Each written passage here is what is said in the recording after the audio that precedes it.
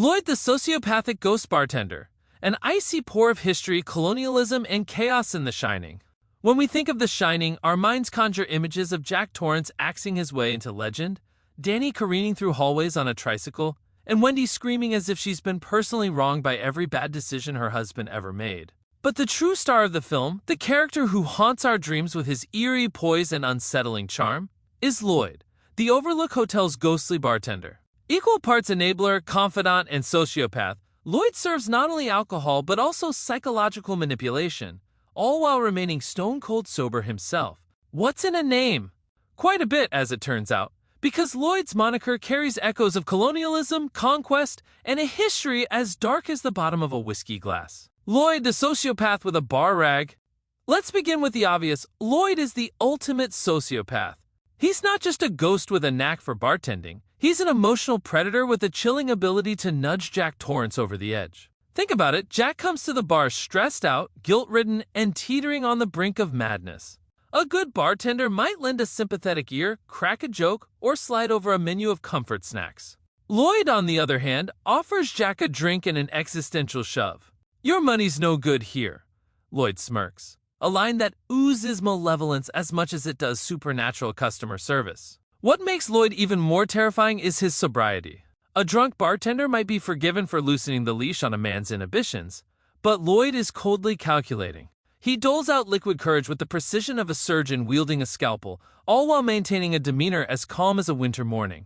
This isn't just ghostly hospitality, it's psychological warfare. Lloyd is the embodiment of the Overlook Hotel's malevolent will, pushing Jack toward a murderous rampage while wearing the face of a genial barkeep. Why is Lloyd always sober?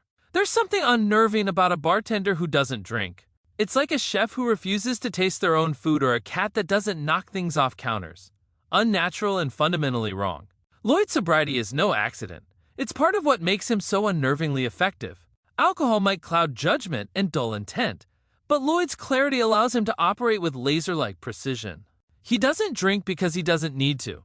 His intoxication comes from the chaos he creates. Each time Jack takes a sip, Lloyd gets metaphorically drunk on his own sociopathic triumph.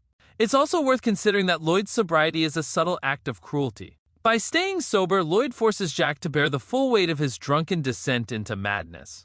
It's one thing to lose your mind under the influence of alcohol, but it's another thing entirely to be egged on by someone who's stone-cold sober and grinning while you unravel. It's like being heckled by a teetotaler at a karaoke bar while you butcher Bohemian Rhapsody. The humiliation is unparalleled. The colonial roots of Lloyd, a name steeped in conquest. The name Lloyd has a rich, if slightly sinister, history. Of Welsh origin, it means grey or holy, which is ironic given Lloyd's decidedly unholy role in The Shining. The name rose to prominence in both Britain and its colonies, becoming synonymous with empire, conquest, and the kind of stiff upper-lip demeanor that might make a ghostly bartender seem charming even as he ruins your life. Take Lloyd's Bank, for example, a British institution that financed imperial expansion and profited from the spoils of colonialism. Much like the Overlook Hotel, Lloyd's Bank is an emblem of wealth, power, and a certain amoral opportunism. Coincidence? Not likely. Lloyd the bartender is cut from the same cloth as his colonial namesakes, an agent of a larger, darker force that feeds on human suffering. In this case, the empire is the Overlook Hotel, a grandiose monument to excess and exploitation, built on stolen land and sustained by the souls of its victims. Lloyd is its loyal servant, a spectral functionary in a long line of conquerors. Ghost bartending and the art of colonial persuasion. Lloyd's approach to bartending mirrors the tactics of colonial rulers. He doesn't force Jack to drink, he seduces him into it. The British Empire didn't conquer vast swaths of the globe with brute force alone. It relied on manipulation, flattery, and a dash of psychological cunning. Similarly, Lloyd doesn't shove a bottle into Jack's hands. He makes it seem like Jack's own idea. "I like you, Lloyd," Jack says, slurring his words after a few too many. Of course he likes Lloyd, that's the point. Lloyd's charm is as calculated as it is chilling.